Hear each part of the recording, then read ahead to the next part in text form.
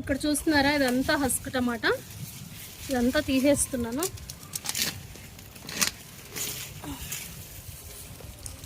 అసలు దీంట్లో చూసారా చామదుంప ఉందన్నమాట. యాక్చువల్లీ చామదుంపల కుండి అది, దాంట్లో వచ్చి ఇదంతా పెరిగిపోయింది.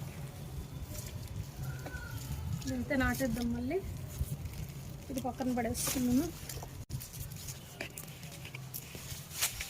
చూసారా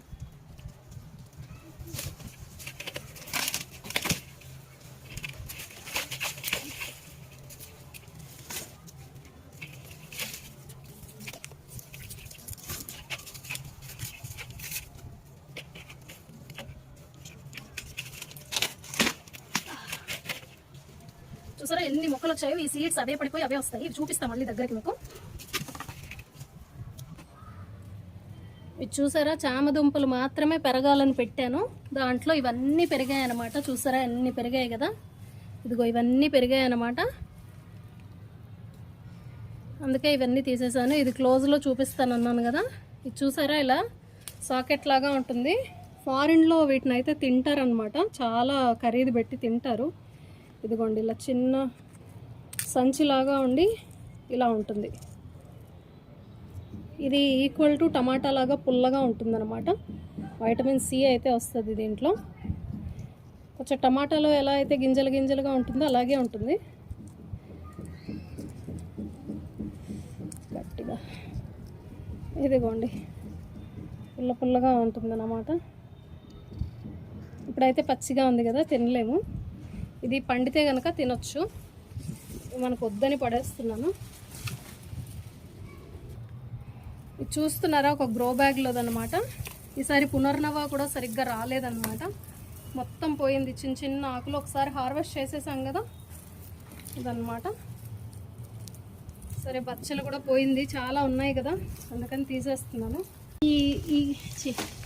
ఈ గ్రో బ్యాగ్ అంతా ఖాళీ చేసేస్తే మనము అనుకున్నాం కదా లాస్ట్ 13 days బ్యాక్ అల్లం వెల్లుల్లి పండించాలని. అందుకోసం నాకు ఇవి కావాలన్నమాట. గ్రో బ్యాగ్స్ అయితే కావాలి. చెప్పాను కదా అసలు మొక్కలు పెంచాలంటే కలుపు మొక్కలు అయితే తీసేయాలి మనం కంపల్సరీ. కలుపు మీద జాలి దయ చూపిస్తే మనం అసలు మొక్కలను అయితే పెంచలేము, ఫ్రూట్స్ అయితే తీసుకోలేము.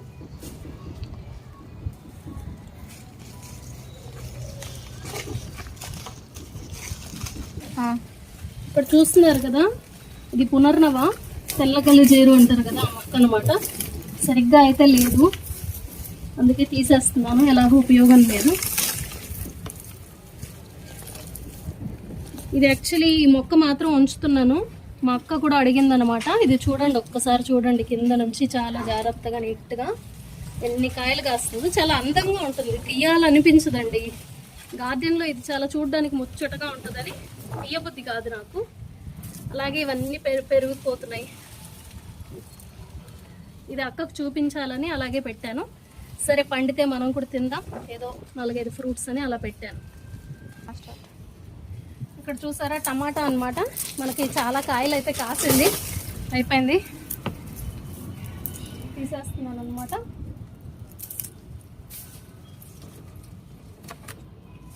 దీంట్లో శంకు పువ్వుల మొక్క అయితే వచ్చింది. ఇవి కూడా చాలా సీడ్స్ అవంతకు అవి పడిపోయి వచ్చేస్తాయి అనమాట. అన్ని చోట్ల తులసి, ఈ శంకు పువ్వుల మొక్కలు అయితే వచ్చేస్తూ ఉంటాయి.